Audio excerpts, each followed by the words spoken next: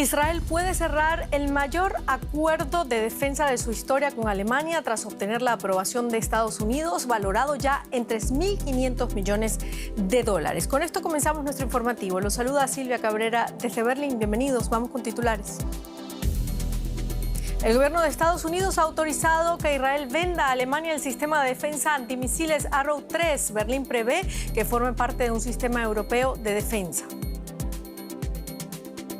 La ONU reclamó el despliegue urgente en Haití de una fuerza multinacional integrada por policías y militares para luchar contra las bandas armadas que asolan al país y que controlan el 80% de Puerto Príncipe. Allí los cuerpos de seguridad están desbordados. Los líderes militares de África Occidental se reúnen de nuevo para analizar la crisis de Níger tras el golpe de Estado del 26 de julio. Aunque las sanciones están perjudicando a la economía, también está aumentando el apoyo a la junta militar.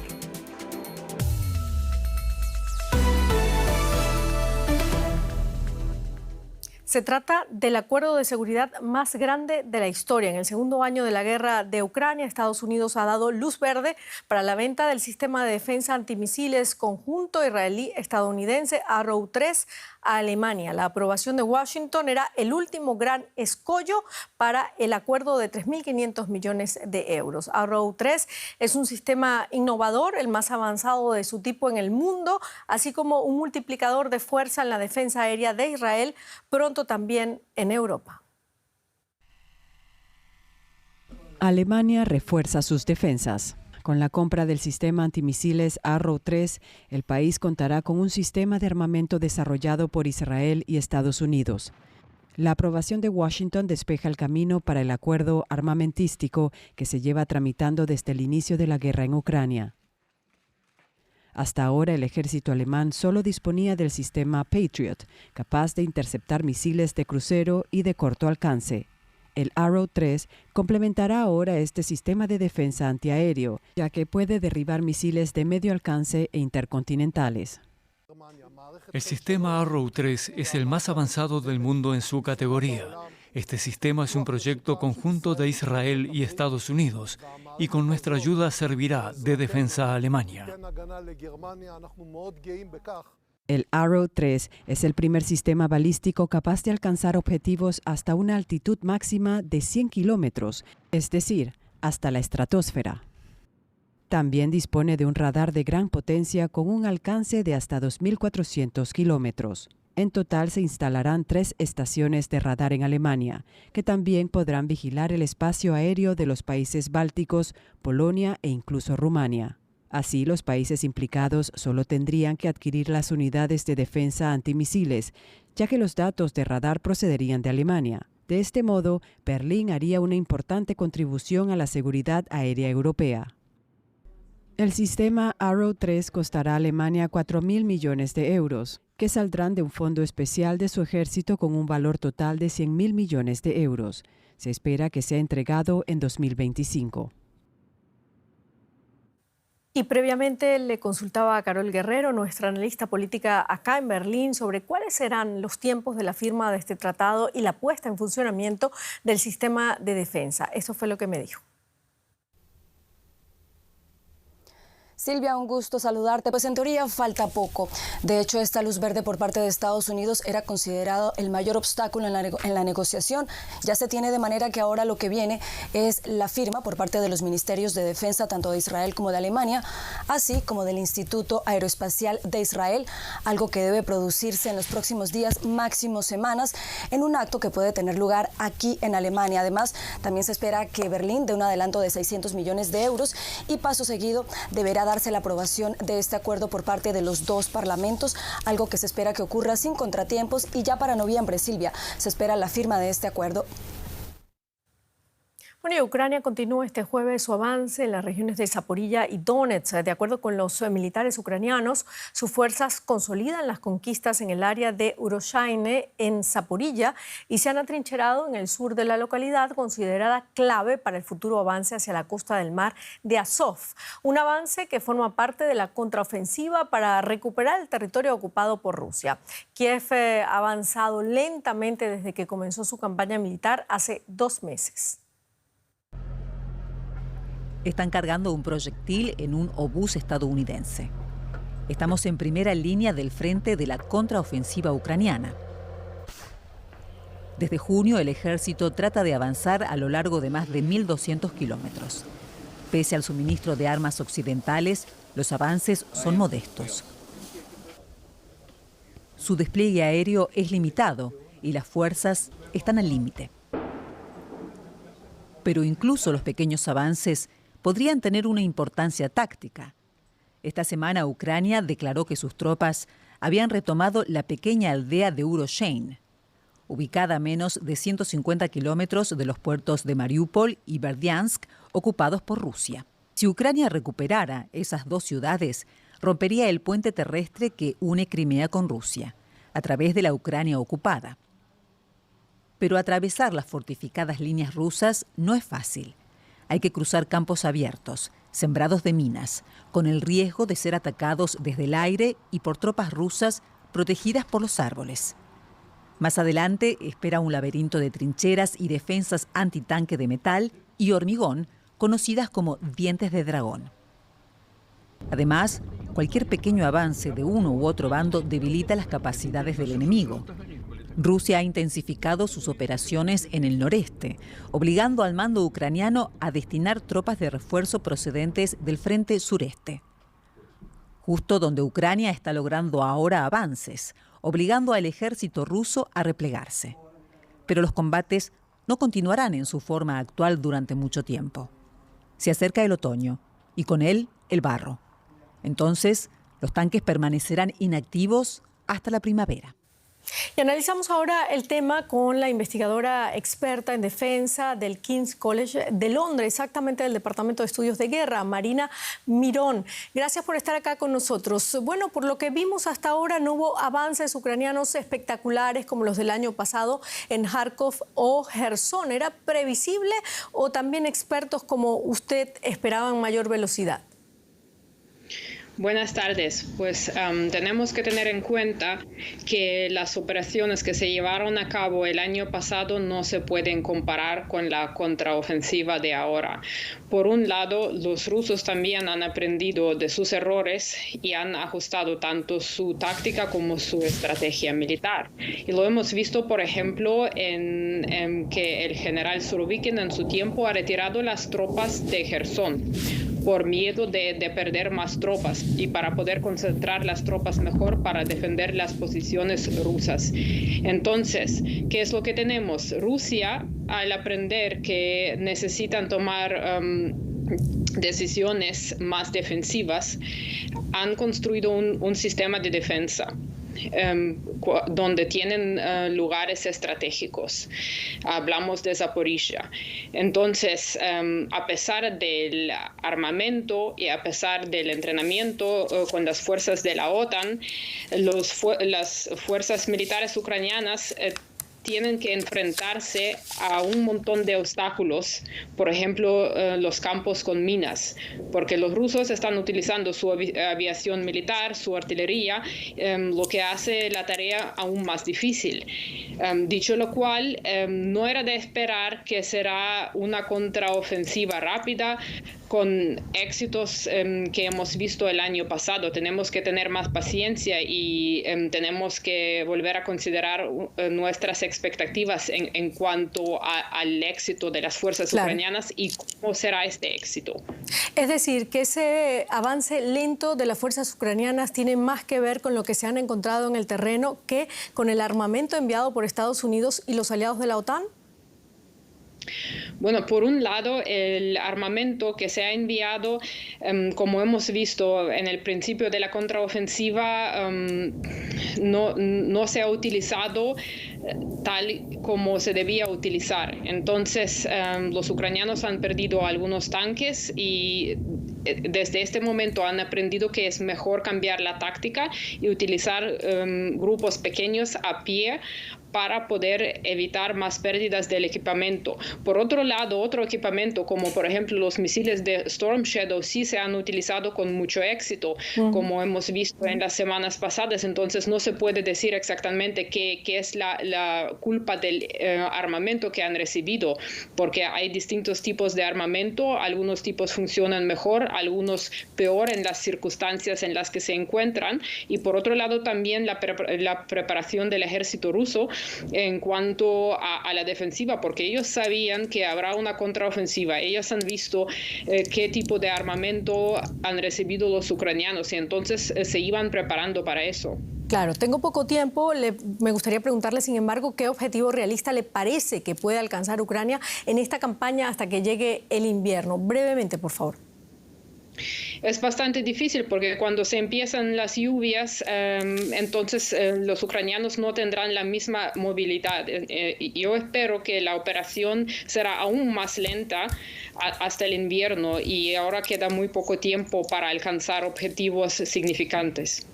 Muchísimas gracias, Marina Mirón, por estar con nosotros. Muchas gracias. Bueno, en febrero, Alemania se comprometió a enviar carros de combate para ayudar a las fuerzas ucranianas a recuperar terreno de Rusia. Desde entonces se han enviado decenas de carros Leopard 1 y 2 y con ellos arrancó un exhaustivo programa europeo para enseñar a los soldados ucranianos a utilizarlos. Hasta ahora se han entrenado a 6.000 ucranianos en toda Europa. DW ha tenido acceso a uno de estos ejercicios de entrenamiento muy cerca de Berlín. Curso intensivo sobre tanques de combate modernos. Unos 12 soldados ucranianos con experiencia en combate aprenden a manejar los Leopard 1 de fabricación alemana. Sus objetivos en este ejercicio, que pretende simular un contraataque, consisten en un equipamiento militar de desecho oculto en la colina. Confían en que estos ataques les proporcionen ventaja. El equipamiento occidental es distinto a nuestro antiguo equipamiento. Se nota en la calidad y en otros aspectos. Es algo que se puede sentir. No es solo entrenamiento operativo. Aquí también se les enseña a los soldados cómo cuidar sus tanques en medio de la guerra. Este padre de 32 años trabajaba como electricista cuando Rusia invadió su país, pero eso cambió. El ánimo es excelente, liberaremos nuestro país y construiremos un buen futuro. Los rusos no atacarán más ciudades. Alemania pretende formar a 10.000 soldados para fin de año como parte de una operación europea de apoyo a Ucrania. Lo que también me gustaría destacar es la increíble e impresionante motivación, disposición y pasión de los soldados ucranianos que se están formando aquí. Resulta realmente inspirador y motivador, también para los instructores. Tras completar un total de 6 semanas de entrenamiento, estos soldados regresarán a casa, a la guerra de verdad. Bueno, seguimos con otros temas. La Comunidad Económica de los Estados de África Occidental, CEDEAO, se declara dispuesta a intervenir militarmente en Níger si fracasan los esfuerzos diplomáticos para revertir el golpe de Estado. Los jefes de defensa del bloque se han reunido en Ghana para abordar la crisis. La Junta Gobernante de Níger ha desafiado en repetidas ocasiones los esfuerzos internacionales por restaurar en el cargo al presidente Mohamed Bazoum. La semana pasada, la CEDEAO activó una fuerza de reserva para su posible despliegue en Níger. Los líderes militares de la CEDEAO enfrentan un dilema: utilizar la fuerza y arriesgar la inestabilidad regional o no hacer nada y permitir que otra nación de África Occidental quede sometida a un gobierno militar. Una vez más, los líderes del bloque han resaltado que la intervención armada en Níger es el último recurso. Que nadie dude de que si todo lo demás falla, las valientes fuerzas de África Occidental, tanto los elementos militares como los civiles, están listas para responder al llamado del deber. Utilizando todos los medios disponibles, se restablecerá el orden constitucional en el país. Esta reunión de hoy es prueba de ello.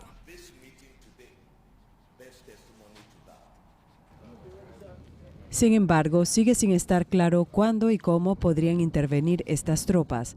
La Junta de Níger ya ignoró una fecha límite de la CEDEAO para restablecer la democracia. Mientras tanto, el depuesto presidente Mohamed Bazoum y su familia continúan bajo arresto domiciliario en la capital Niamey. La CEDEAO ha instado a los líderes del golpe a su inmediata liberación. Pero los nuevos gobernantes de Níger también rechazaron esta demanda. Si las guardias presidenciales en Guinea y Níger, y lo diré claramente, toman como rehenes a sus presidentes, nadie, repito, nadie en África Occidental está a salvo. En juego no solo está el futuro de la democracia nigeriana, sino también la credibilidad de la CEDEAO. Y el bloque se está quedando sin tiempo y sin opciones para restablecer el orden constitucional en Níger. Bueno, vamos a América Latina. En la economía, Paco Furió, cuéntanos. Así es, Silvia, comenzamos en Colombia. El presidente Gustavo Petro anunció el miércoles que desea renegociar el acuerdo de libre comercio que su país tiene con Estados Unidos, el principal destino de sus exportaciones. El acuerdo comercial bilateral firmado en 2012 convirtió a Estados Unidos en el principal comprador de las exportaciones de bienes y servicios de Colombia, principalmente petróleo y carbón, y uno de los principales inversionistas en el país. En una reunión con productores de café, el presidente de Colombia afirmó que el tratado impide cultivar variedades colombianas de maíz, obligando a plantar solo variedades de Estados Unidos y Canadá. Durante la campaña para las elecciones presidenciales de 2022, Petro ya había anunciado su intención de enmendar el acuerdo de libre comercio para proteger la agricultura colombiana de lo que llamó importaciones baratas estadounidenses. Hoy importamos casi todo el maíz de los Estados Unidos y del Canadá. Tan así fue la política económica. Si yo quisiera reemplazar ese maíz por maíz colombiano sembrado, tendría 1.200.000 puestos de trabajo más. Los críticos advierten de que imponer nuevos aranceles a las importaciones provocaría una venganza por parte de Estados Unidos, perjudicando a la economía colombiana. Los primeros cálculos estiman que las pérdidas aseguradas en el incendio de Hawái rondan los 3.200 millones de dólares. Las aseguradoras estadounidenses están atendiendo a pérdidas cada vez más elevadas por daños provocados por catástrofes naturales. Unas catástrofes que van en aumento debido al cambio climático. Ana Nieto, ¿qué cifras maneja la industria? Pues la reaseguradora global Gallagher Re hizo público hace poco un informe en el que apunta que las pérdidas aseguradas en la primera mitad del año en Estados Unidos ascienden a 34.000 millones de dólares. Gallagher explica que se ha superado la media de catástrofes que se han sufrido hasta julio comparado con otros años y que es previsible que se superen los costes del que hasta ahora ha sido el año peor para la industria de los seguros, que no solamente en Estados Unidos, sino a nivel global, que fue el año 2011. De momento, en este país ya ha habido más eventos multibillonarios que otros años y todavía tiene que arreciar la temporada de huracanes. Los costes de las tormentas, tornados y granizo han crecido un 4% anualmente en los últimos 15 años, y no solamente por la fuerte incidencia de estos fenómenos atmosféricos que tienen cada vez una capacidad más destructiva, sino también porque llegan a zonas de reciente industrialización o reciente urbanización. Pero también es algo que sufren los agricultores. En el año 2022 pagaron las mayores primas de seguro de toda su historia. Y además de la agricultura, ¿cómo se nota esto en el sector de la vivienda? Pues mucho. Las aseguradoras llevan años subiendo las primas de los seguros y lo seguirán haciendo dada la situación. De hecho, el coste medio del seguro de vivienda este año es un 10% mayor que el del año pasado. Y en algunos estados, como California y Florida, este porcentaje es mucho más alto, porque incluso hay muchísima menos opción de aseguradoras para elegir, porque muchas empresas se han retirado de estos dos estados en los que hay mucha más frecuencia de fenómenos catastróficos naturales. Uno es un coste más en un mercado, el inmobiliario, que ahora mismo está en un momento bastante complicado, porque siguen subiendo los precios de las viviendas y también está subiendo el precio de las hipotecas. Ahora mismo una hipoteca a 30 años está costando un 7%, la tasa más alta en los últimos 20 años. Gracias, Ana. Desde Nueva York. Dejamos la economía y nos vamos a Ecuador, donde hubo hoy un confuso episodio durante uno de los actos de cierre de campaña del candidato a la presidencia, Daniel Noboa. Allí se desató un tiroteo que no dejó víctimas. Noboa, que usa chaleco antibalas en sus actividades de campaña, se encontraba en el cantón Milagro y luego en Durán, en donde ocurrió la balacera. Su equipo de campaña denunció que se trataba de un atentado contra él. Sin embargo, el ministro del Interior de Ecuador, Juan Zapata, descartó que se tratara de un ataque personal contra Noboa. Y el jefe de Naciones Unidas ha pedido el envío de una fuerza multinacional a Haití para combatir a las bandas armadas que se han impuesto a la policía. Antonio Guterres escribió al Consejo de Seguridad de la ONU instando a los países a enviar tropas para frenar el caos en la nación caribeña. El primer ministro de Haití apoya la intervención exterior, sin embargo, muchos haitianos se oponen. Uno de ellos es un poderoso líder pandillero que dice estar dispuesto a luchar. Él es el líder de la banda más poderosa de Haití. Se llama Jimmy Jaricien y asegura que luchará contra cualquier fuerza extranjera que repita los abusos del pasado. Si actúan como la misión de paz de la ONU en 2004, si empiezan a violar a niñas y niños, como hicieron las tropas de Uruguay, o si traen el cólera, como los soldados nepalíes que mataron a 20.000 haitianos. Si vienen a los guetos y empiezan a disparar y a masacrar, los haitianos nos levantaremos y lucharemos contra ellos hasta derramar la última gota de sangre. Pero las bandas no contribuyen precisamente a la seguridad. Controlan la mayor parte de la capital, sumida en la violencia y sin agua ni atención sanitaria. Muchos abandonaron sus hogares y ahora viven en la calle. Todo se quemó, incluido el dinero del alquiler. No me quedó nada. El Estado nos ha abandonado. Necesitamos seguridad, dinero, un lugar para vivir. Estamos en la calle. Necesito un trabajo para subsistir. Haití afronta desde hace años una crisis política, económica y de seguridad. La delincuencia y la pobreza han aumentado desde el asesinato del antiguo presidente Jovenel Moïse en 2021. Según Human Rights Watch, las violaciones, asesinatos y secuestros por parte de grupos criminales han aumentado significativamente desde principios de año. La pasividad de las autoridades ha desatado la indignación en las calles. La ciudadanía pide que se intervenga antes de que la situación se deteriore aún más. Y andamos ahora en este tema con Juanita Gubertus Estrada, directora de la edición de las Américas de Human Rights Watch. Gracias por acompañarnos. Human Rights Watch asegura que las violaciones, asesinatos y supuestos o secuestros por parte de grupos criminales han aumentado significativamente desde principios de año. ¿Qué cifras manejan exactamente y por qué este aumento prácticamente imparable de la violencia? Muchas gracias por la invitación. Sí, efectivamente, en la primera mitad de 2023 hemos documentado un incremento del 124% en los homicidios a manos de estos grupos criminales, pandillas, un incremento de cerca del 49% en los secuestros, incluso también un incremento del 48% de homicidios de policías.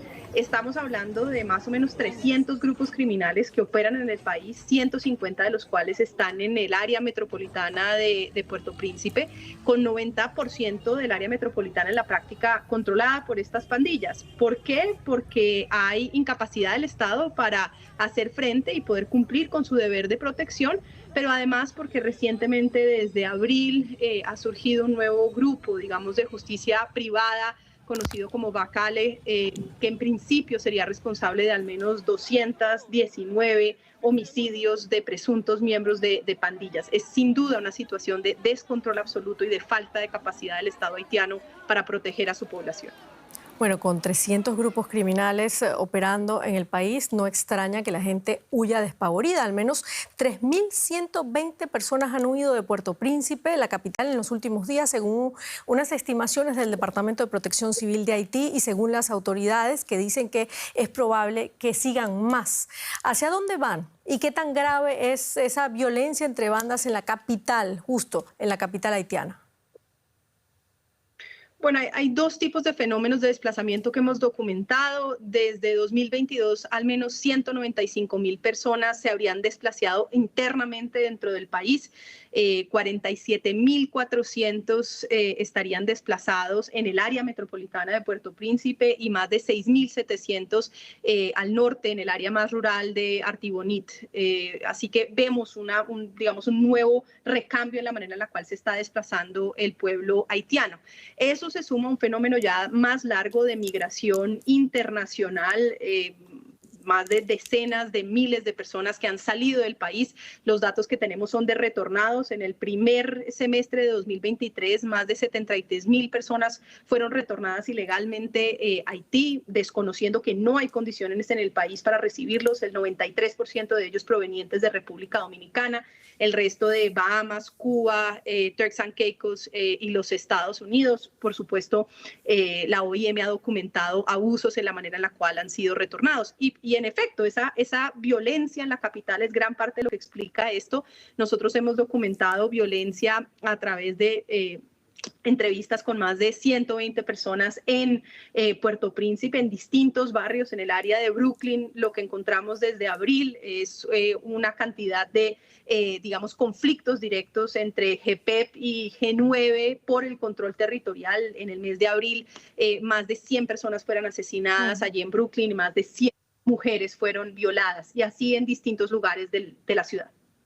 Bueno, terrible lo que nos está contando. Muchísimas gracias, Juanita Gubertus Estrada, directora de la División de las Américas de Human Rights Watch. Ustedes por la invitación. Seguimos en Colombia porque un fuerte sismo sacudió este jueves, pasado el mediodía, el centro del país y su capital, Bogotá.